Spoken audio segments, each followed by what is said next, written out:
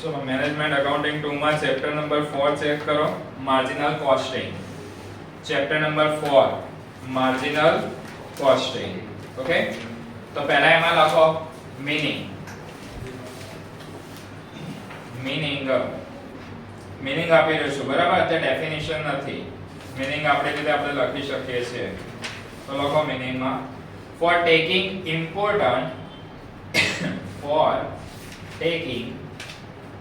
important managerial decision, comma product cost determined on the basis of variable cost only, on the basis of variable cost only.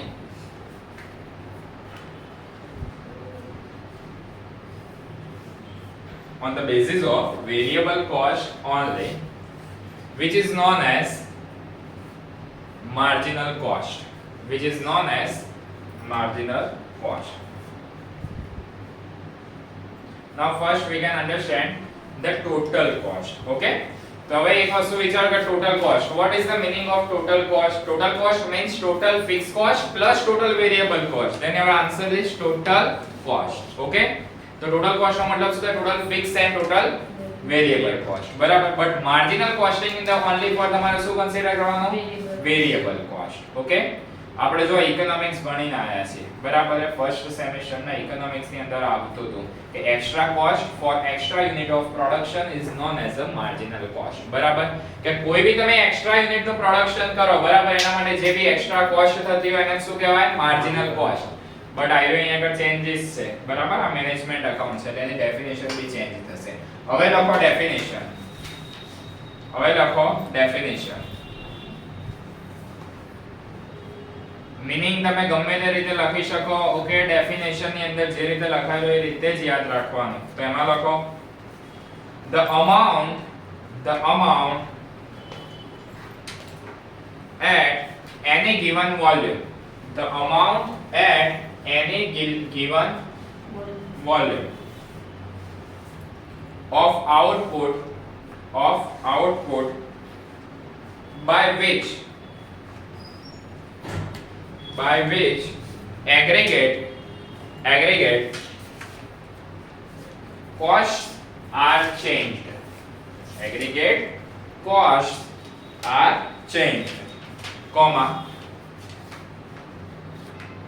if the volume of output is increased, if the volume of output is increased or decreased by 1 unit. If the volume of output is increased or decreased by 1 unit. Okay, જો ચલો હવે શું લખ્યું તો the amount at any given volume, બરાબર. Volume નો મતલબ શું થાય? ઇન્ક્રીઝ ઓર ડિક્રીઝ જે આઉટપુટ માં થતું હોય ને વોલ્યુમ કહેવાય બરાબર, જે વધારો ઘટાડો થાય બરાબર. તો volume of output by which aggregate costs are changed, બરાબર, કે તમારી જે પણ કોસ્ટ હશે એ શું થશે? ચેન્જ થશે by increase or decrease in the output. બરાબર, એટલે માની લો કે કોઈ બી પ્રોડક્શન ની અંદર ઇન્ક્રીઝ ઓર ડિક્રીઝ થશે તો તમારી વેરીએબલ કોસ્ટ માં શું થઈ જશે? ચેન્જીસ આવશે. એને શું કહેવાશે? Marginal cost. ઓકે, અહીંયા આગળ આટલું ઇનફ છે. કેરેક્ટરિસ્ટિક્સ એક વખત ખાલી ચેક કરીને જજો બરાબર, ટિક કરી દો એ બુક ની અંદર. એડવાન્ટેजेस એન્ડ લિમિટેશન ના જસ્ટ પોઈન્ટ ટિક કરી કાઢો. એડવાન્ટેजेस એન્ડ લિમિટેશન, એક characteristics, એડવાન્ટેजेस and limitations.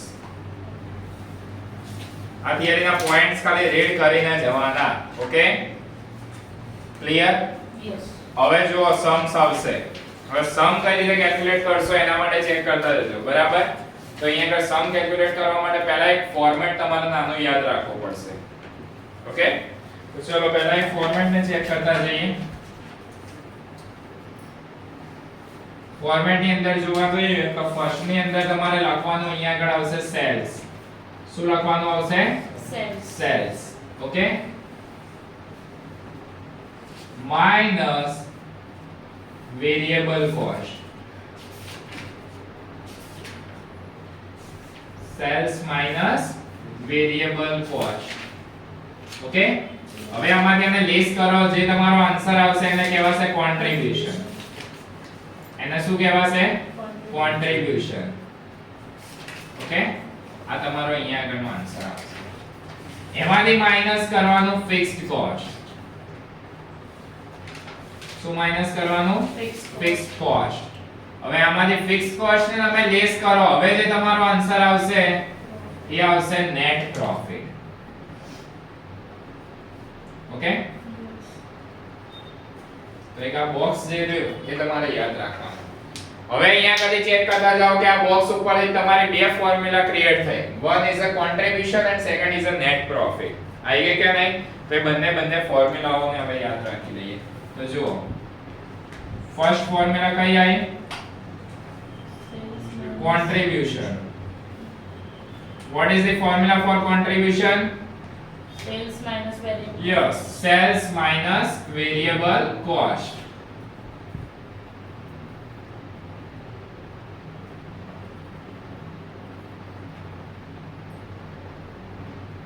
Okay? Next, second formula for net profit.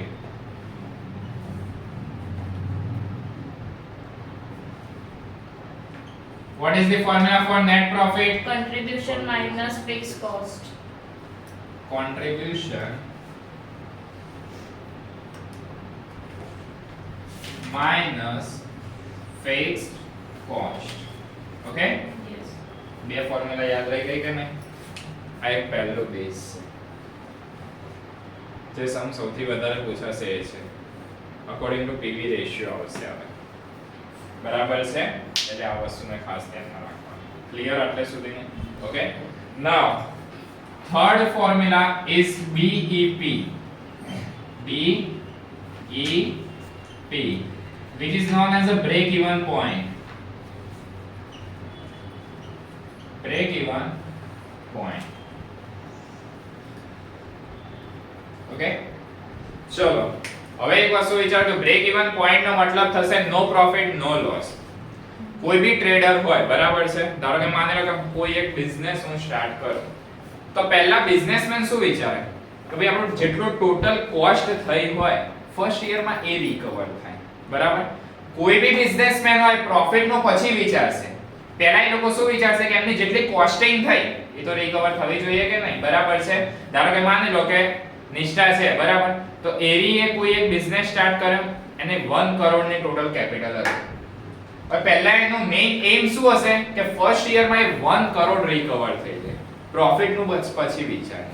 બરાબર, એટલે જે પહેલી જે ટોટલ તમારી જેટલી કોસ્ટ હોય એને શું કરવાની હોય?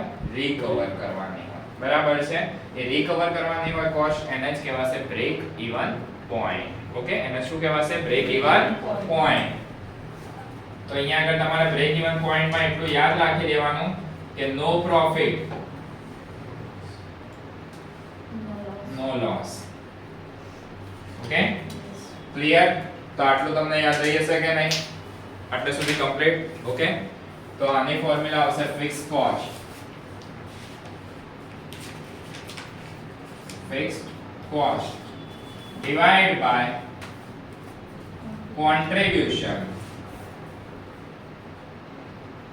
per unit. Fixed cost divided by contribution per unit. Okay, તો આ ફોર્મ્યુલાને યાદ રાખવાનું. ક્લિયર આટલે સુધીનું? તો પહેલા આટલી ફોર્મ્યુલાને એકવાર ચેક કરી લો. ફર્સ્ટ બોક્સ તમારે શું યાદ રાખવાનું? સેલ્સ માઈનસ વેરિયેબલ કોસ્ટ, જે આન્સર આવે એને શું કહેવાશે? કોન્ટ્રીબ્યુશન માઈનસ ફિક્સ્ડ કોસ્ટ, જે આન્સર આવે એને કહેવાશે નેટ પ્રોફિટ. ઓકે, કોન્ટ્રીબ્યુશન ની ફોર્મ્યુલા શું થશે? Sales minus variable cost. Net profit is equal to contribution minus fixed cost, and BEP is equal to Fixed cost divided by contribution per unit.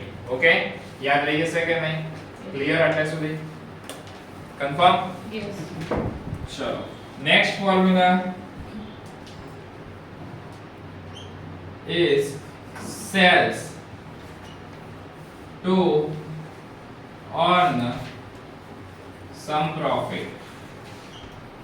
Sells to earn some profit. Okay, હવે માની લો કે કોઈ બી party હોય, બરાબર, એમને પહેલેથી decide કરી લીધું હોય કે આપણે પ્રોફિટ આટલો અર્ન કરવો છે. અમુક લોકો જો પહેલેથી એવું ડિસાઈડ કરે કે આટલો પ્રોફિટ તો કરવો જ પડશે એક યરમાં, બરાબર?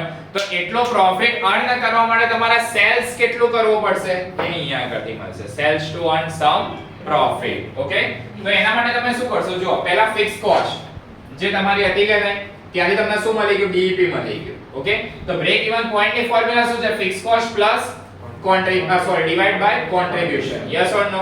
તો આટલે તમારું બ્રેક ઇવન પોઈન્ટ મળી ગયું કે આટલે તમે પહોંચ્યા, બરાબર? ધારો કે માની લો કે આપણે આવ્યું છે આટલે તમારું છે બ્રેક ઇવન પોઈન્ટ. ઓકે, તો અહીંથી આટલે સુધી પહોંચ્યા પછી તમારું મળ્યું બ્રેક ઇવન પોઈન્ટ. હવે તમારે આટલો પ્રોફિટ અર્ન કરવો હોય તો આ પ્રોફિટ ને બીઈપી માં પ્લસ કરવો પડે કે માઈનસ કરવો પડે? તમારી કોસ્ટિંગ આટલેથી આટલે સુધી પહોંચી ગઈ, બરાબર? હવે માની લો કે કોઈ બી વસ્તુ તમે પ્રોડ્યુસ કરી હોય 40 રૂપીસ એની કોસ્ટ આવી, બરાબર? તો તમારે પ્રોફિટ અર્ન કરવા માટે, પ્રોફિટ થી સેલ કરવું હોય એ ગુડ્સ ને, તો શું કરવું પડે? પ્રોફિટ ને પ્લસ કરવું પડે કે નહીં? તો બ્રેક ઇવન પોઈન્ટ ની ફોર્મ્યુલા શું છે? Fix cost divide by contribution per unit, છે કે નહીં? Yes. તો fixed cost divide by contribution per unit. Okay, Yes. Profit ને શું કરવાનો હોય? પ્લસ. તો આની પાછળ ફિક્સ કોસ્ટ ની પાછળ લખાઈ દો ખાલી પ્લસ પ્રોફિટ. જેટલો પ્રોફિટ અર્ન કરવાનો એ મળી ગઈ ફોર્મ્યુલા નવી. Sales to earn some profit. તો fix cost plus profit divide by contribution per unit. Okay, હવે જો અમુક વખતે બિઝનેસ જે થતા હોય, બરાબર, એમાં એવું બી થાય કે લોસ બી થાય, બરાબર છે?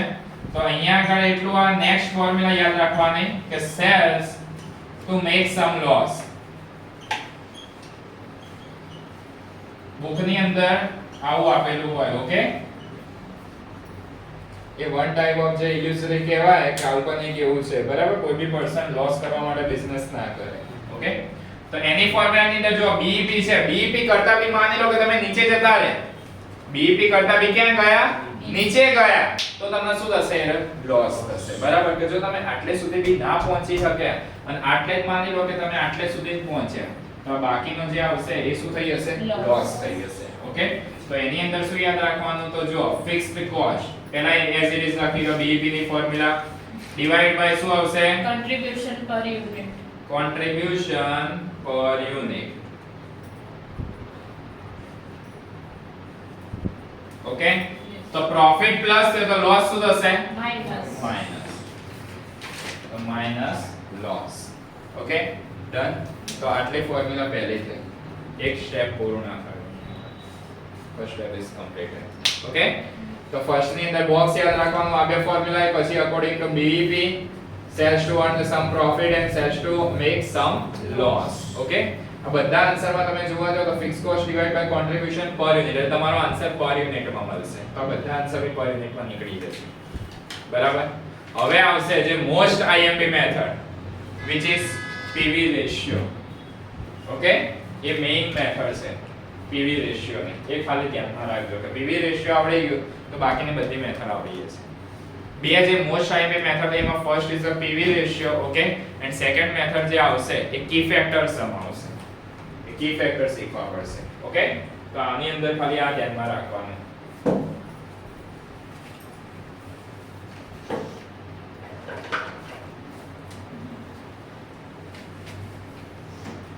ચલો, હવે જોતા જઈએ પીવી રેશિયો.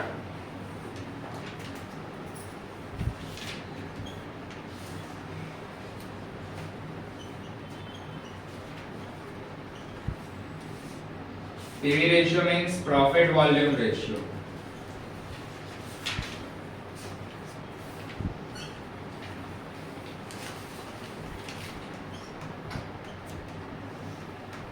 Okay? તો PV ratio ની અંદર તમારે ફોર્મ્યુલા યાદ રાખવી પડશે, change in profit. Change in profit divide by change in sales.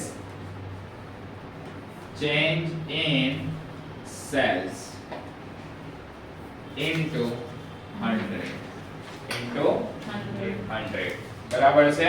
આ તમારે ફોર્મ્યુલા ની યાદ રાખવી પડશે પીવી રેશિયો ની. Change in profit divide by change in sales into શું કરી દેવાના 100 એટલે આની ઉપરથી તમને શું થશે કે પીવી રેશિયો જે પણ આપેલો હોય બરાબર છે એ તમને મળી જશે કારણ કે તમને આ જે મેથડ ભણવા જશો બરાબર તેમાં પીવી રેશિયોની આખી ફોર્મ્યુલા તમને આપેલી જશે બરાબર છે તો પીવી રેશિયોમાં ચેન્જ ઇન પ્રોફિટ આપી દે ચેન્જ ઇન સેલ્સ તમે ફાઇન્ડ આઉટ કરી દો એટલે તમારો આન્સર જે બી હશે એ આવી જશે અહીંયા આગળ ઓકે તો આટલી વસ્તુ ધ્યાન રાખવાની ક્લિયર ક્લિયર ને યસ હવે નેક્સ્ટ મેથડ હવે જો અહીંયા આગળ તમે નેક્સ્ટ શું કેલ્ક્યુલેટ કરી દીધું જો પીવી રેશિયો આ પહેલી ફોર્મ્યુલા આવી ગયા નહીં હવે સેકન્ડ ફોર્મ્યુલા પીવી રેશિયો ને ફાઇન્ડ આઉટ કરવાની આવશે તો ફરીથી લખવાનું પીવી રેશિયો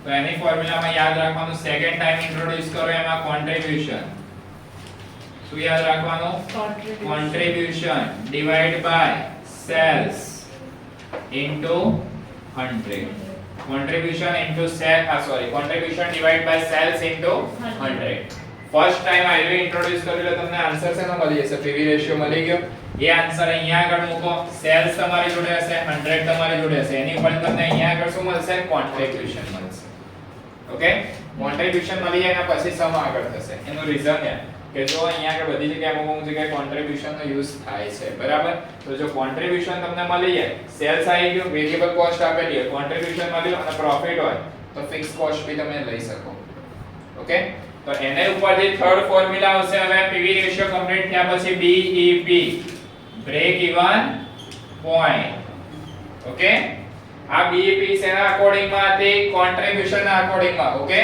તો આ BEP શેના અકોર્ડિંગ માં આવશે પીવી રેશિયો તો અહીંયા આગળ લખું છું BEP according to PV ratio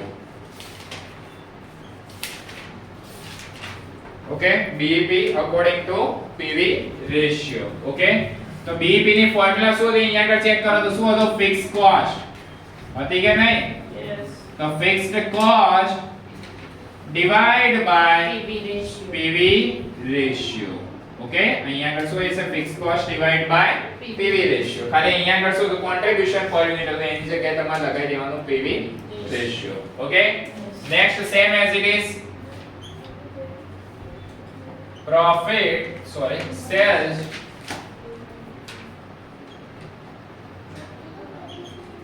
to earn some profit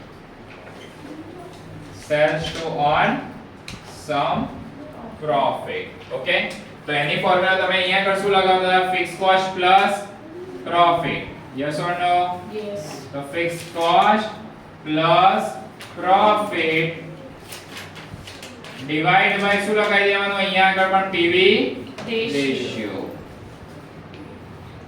okay yes same as it is sales to make some loss sales to make some loss તો એમાં શું કરતા ફિક્સ કોસ્ટ માઈનસ લોસ કરતા હતા કે નહીં યસ તો એઝ ઇટ ઇઝ લખી દો fix cost minus loss divide by PV ratio clear yes okay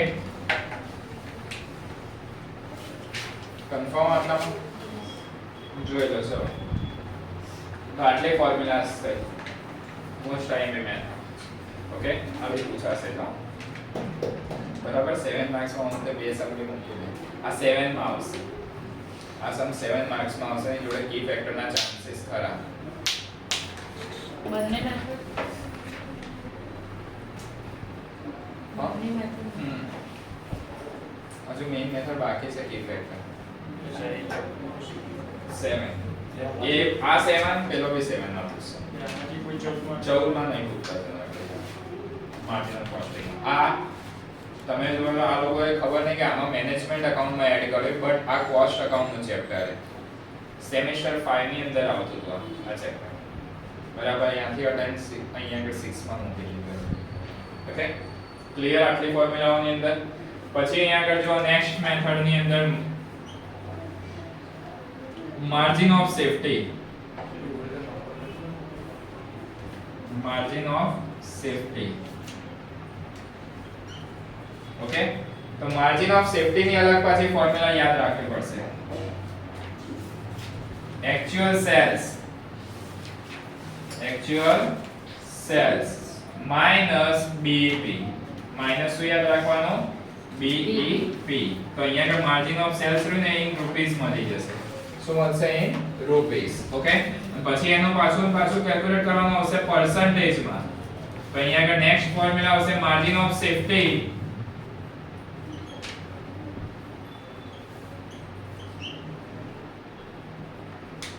in percentage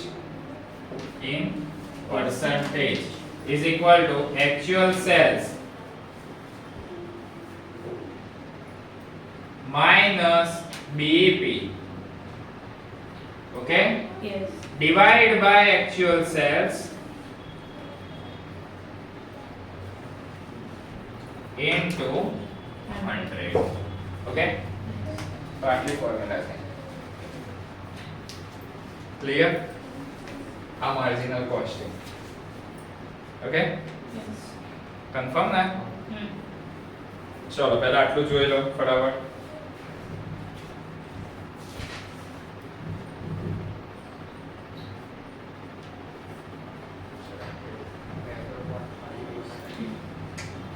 આ બધું કમ્બાઈન્ડ માં આવે. આ કમ્બાઈન્ડ માં પૂછાય, આ બી અમુક વખતે સેપરેટ પૂછાય, અમુક વખતે કમ્બાઈન્ડ માં પૂછાય. એમાં કોઈ આઈડિયા જ ના હોય. યુનિવર્સિટી કઈ રીતે પેપર કાઢશે એમની ઉપર ડિપેન્ડન્ટ છે. કમ્બાઈન્ડ બી કરે. 7 માં એ બી પૂછી છે. એ લોકો મેથડ પર્ટિક્યુલર ફિક્સ ફિક્સ છે. થ્રી મેથડ્સ પરફેક્ટલી યાદ રાખવાની. જો આ ફોર્મ્યુલાસ પૂછાય કાં તો પીવી રેશિયો પૂછાઈ શકે, બરાબર, આઈધર પછી કઈ કી ફેક્ટર્સ. ઓકે, કી ફેક્ટરના ચાન્સીસ સૌથી વધારે છે. આ બેમાંથી નક્કી નહીં હોતું. કી ફેક્ટર 90% કેસમાં આવે જ. ઓકે,